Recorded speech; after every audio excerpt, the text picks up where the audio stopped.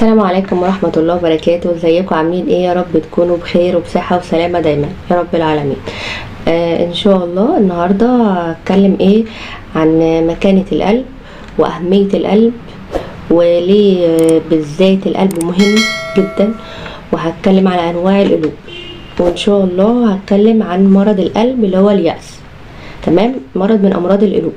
اول حاجه اشمعنى القلب اللي اهتميت بيه، واشمعنى القلب بالذات اللي اهتميت بيه؟ لان القلب ده اهم حاجه في جسم الانسان. القلب ده هو اللي بيشغل كل اعضاء جسم الانسان. لو القلب ده كويس فالانسان هيقدر جسمه يكون كويس وهيكون جسمه سليم. لو واحد قلبه ضعيف ومش هيقدر يعمل ولا مجهود ولا هيقدر، جسمه هيبقى ضعيف. وبدليل ان الرسول عليه الصلاة والسلام قال لنا ان الجسم فيه مضخة، اذا صلحت صلح الجسم كله، واذا فسد الجسم كله، وهو القلب. يعني القلب ده لو صالح هيصلح الجسم كله، ولو القلب فاسد للأسف الجسم كله هيفسد وأعمالنا كلها هتكون فاسدة. ده معنى الحديث. القلب مهم جدا لأن القلب ده عامل زي الملك، وأعضائنا هي جنوده. فالملك ده لو ملك صالح جنوده هتبقى صالحة، أما لو ملك فاسد فجنوده دي هتبقى فاسدة ومليئة بالخبث، وهتبقى اعمالها اعمال فاسدة. ان اهم حاجه في جسم الانسان هو قلبه. قلبك لو سليم فجسمك كله هيكون سليم، اعمالك كلها هتكون صالحه لوجه الله. هتلاقي عينك دي بتنظر للي هي حلال بس، هتغض البصر عن الحاجات الحرام. هتلاقي ايدك دي بتاخد او بتكسب المال الحلال، بتشتغل وبتتعب عشان تاخد مال حلال، يبقى مالك حلال.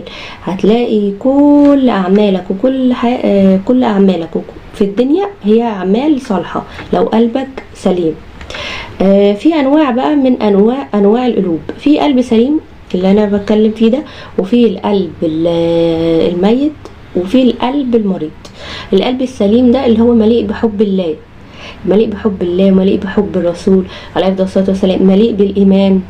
القلب السليم ده هو القلب اللي هينفعك يوم القيامة، زي ما ربنا قال: يوم لا ينفع مال ولا بنون إلا من أتى بقلب سليم. مفيش حاجة هتنفعك، ولا فلوسك ولا ولادك ولا أي حاجة هتنفعك إلا قلبك. لو أنت رحت لربنا عز وجل بقلب سليم، هو ده اللي هتقدر تدخل بيه الجنة. إيه الفرق بين القلب السليم والقلب الميت؟ القلب السليم ده هو اللي مليء بحب ربنا وحب الرسول عليه افضل الصلاه والسلام. القلب السليم ده هو اللي مليء بالخير، بيحب الخير لغيره. القلب السليم ده اللي ما يعرفش حاجه اسمها حقد ولا كره، ولا يعرف الشرك بالله ولا يعرف الباطل. هو ده القلب السليم اللي هندخل بيه الجنه ان شاء الله. طب ايه القلب الميت؟ القلب الميت ده للاسف اللي هو ما يعرفش ربنا، اللي هو ما بيجريش ولا العبادات الصالحة، ولا همه اساسا الاخرة ولا اي حاجة. هو مليء بحب الهوى، بحب شهواته ورغباته. هو بيدور بس على الحاجات اللي تبسطه والحاجات اللي يحس فيها اللي هو مستمتع بحياته، بس مش مهم اخرته. القلب الميت ده اللي قلبه مليان جحود ومليان قساوة، خلاص قلبه مات من كتر الذنوب اللي بيعملها، من كتر القسوة اللي هو فيها، من كتر اللي هو حياته كلها مليانة ذنوب ومليانة معاصي. والقلب ده مليء بالشرك بالله. القلب الميت ده اللي هو خلاص ما بيؤمنش بالله كمان، زي اللي بيبقى بيموت وهو ملحد مثلا، ده بيبقى قلبه ميت. بقى القلب المريض. القلب المريض ده هو عارف ربنا كويس وبيحب ربنا وعارف النبي عليه الصلاة والسلام وبيعرف السنن، وممكن يكون بيصلي وبيقطع وبيصلي او ملتزم في صلاته، ملتزم في صيامه، بس عنده شوية مشاكل في قلبه، عنده شوية ضعف قدام وساوس الشيطان، عنده شوية فتن بالدنيا. يعني هو بيحب ربنا جدا وبيتوكل على الله ومؤمن بالله، بس قلبه فيه شوية كبر، قلبه فيه شوية حسد، قلبه فيه شوية يأس، قلبه ممكن يصاب بالحزن والاكتئاب. عنده ضعف شوية ايمان، ممكن يصاب بالحزن والاكتئاب من اقل ابتلاء، من اقل حاجة. قلبه فيه شوية العلا ده، هو ده القلب المريض. تمام. طب القلب المريض ده ليه علاج؟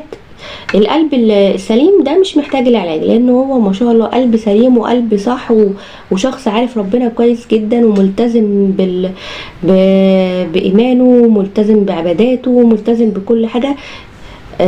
زي قلب النبي عليه افضل الصلاه والسلام. قلب النبي كان قلب سليم، بدليل في معجزه حصلت مع النبي عليه افضل الصلاه والسلام وهو عنده 4 سنين.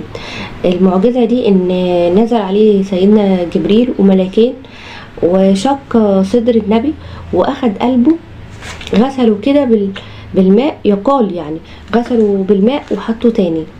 ده لما ده قلب هو ليه غسل قلب النبي؟ لانه غسل الجزء الشيطان ممكن يدخل له منه. فعشان كده كان النبي عليه الصلاه والسلام كان احسن خلق الله، لانه هو قلبه كان صحيح وقلبه سليم، ما يعرفش الشيطان، ما كانش يعرف ايه ليه طريق. امراض القلوب دي ليها علاج؟